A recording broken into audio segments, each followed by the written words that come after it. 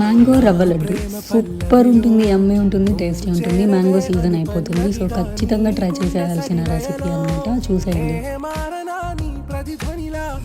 కనుల కలయికలో కన్నాను ఎన్నో కలలెన్నో, నీ అడుగులకు అడుగై ఉంటాను నీ నీడై, నువ్వు అంటే నేనుంట కడదాకా తోడుంట, ఓకే నా బేగ